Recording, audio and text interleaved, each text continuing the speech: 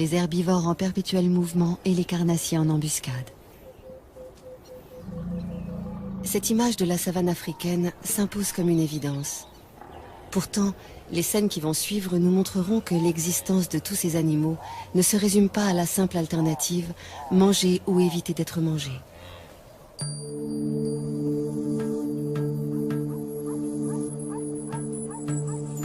Le jour se lève sur le Masai Mara, une savane arbustive qui s'étend sur 1500 km², près de la frontière de la Tanzanie. La réserve doit sa renommée à l'impressionnante migration des gnous, qui fuient chaque année la sécheresse des plaines tanzaniennes. Au devant de la scène, une troupe de lions conduite par ce couple. Tout autour, les voisins qu'ils côtoient le plus fréquemment, zèbres, gnous, éléphants, impala, girafes.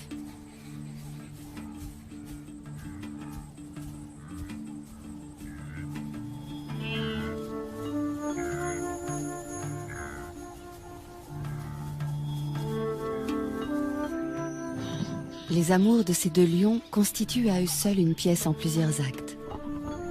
Le mâle a tout pour lui. Une magnifique crinière, un port altier, des yeux de velours dont il dévore sa partenaire. Mais elle se fait prier. C'est son rôle. Et celui du mâle est pour l'instant de la suivre comme son ombre.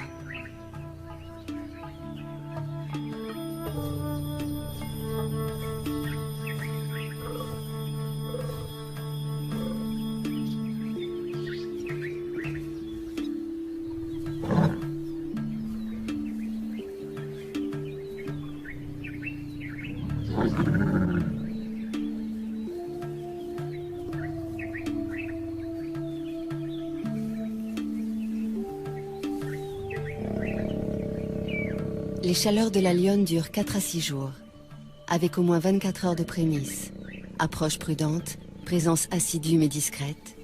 D'ici à ce qu'elle consente, le mâle devra faire preuve d'une patience héroïque.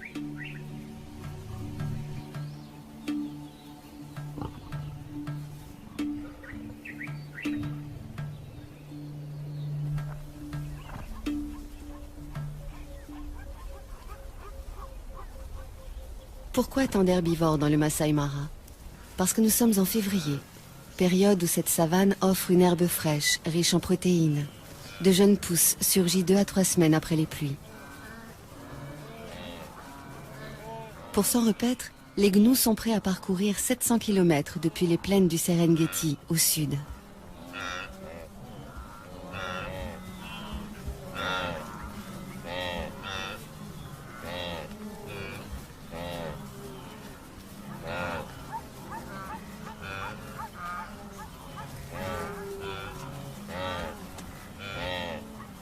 Les zèbres font le voyage eux aussi, en bonne compagnie avec les gnous.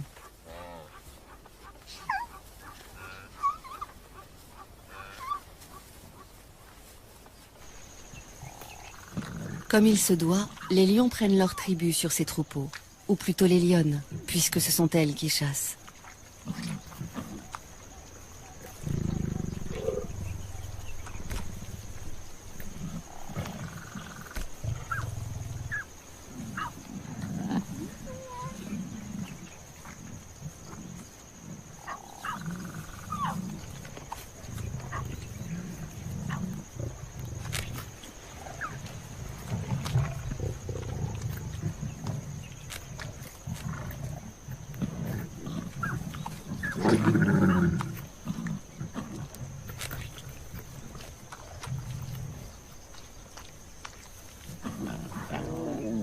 Entre les lionnes, il n'y a pas de préséance.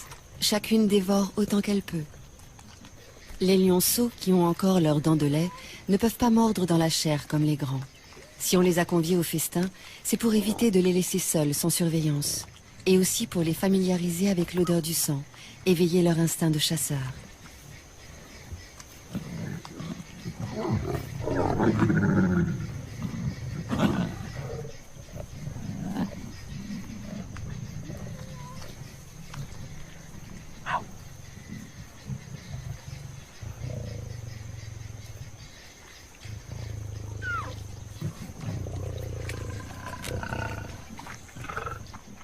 Celle-ci est la plus experte de la troupe. C'est elle qui dirige les opérations lors des chasses collectives. Une fois rassasiée, elle surveille les alentours. Une aussi belle prise pourrait attirer une troupe rivale. Et alors, gare aux petits.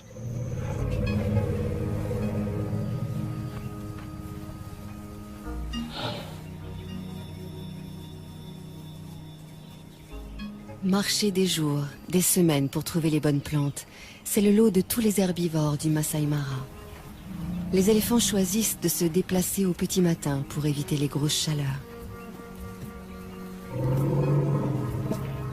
Quel ennui, ces longues traversées pour des adolescents toujours prêts à jouer.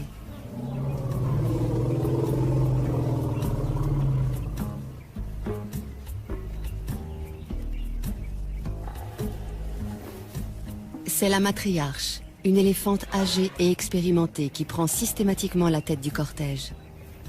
Elle connaît par cœur tous les chemins à emprunter pour parvenir aux sites les plus abondants en nourriture. Elle tolère de loin en loin une récréation. Les jeunes en ont besoin pour s'exercer aux grandes bagarres de l'âge adulte.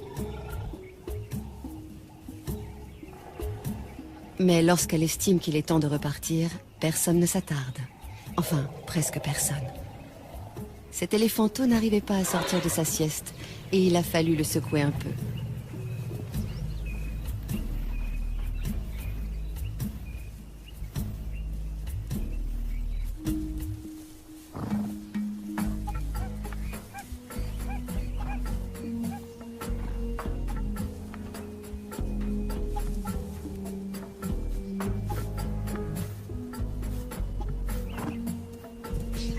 Un étalon pour plusieurs juments qui lui restent fidèles toute leur vie.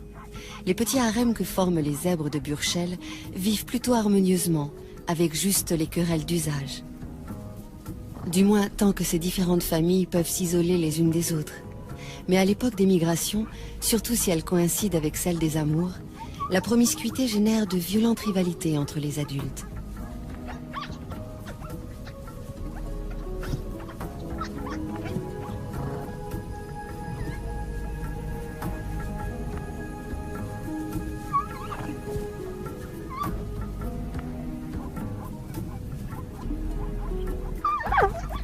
Les poulains s'entraînent le plus tôt possible à ces joutes équestres, pour pouvoir défier un jour le chef d'un harem et échapper, le cas échéant, aux griffes ennemies.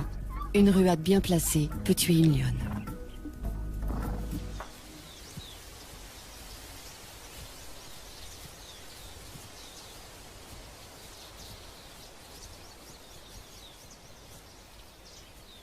Quand on a la tête perchée à plus de 5 mètres du sol, on repère facilement les dangereux carnivores. C'est l'un des avantages de cette morphologie insolite. L'autre étant de pouvoir atteindre les sommets des arbres inaccessibles aux herbivores lambda.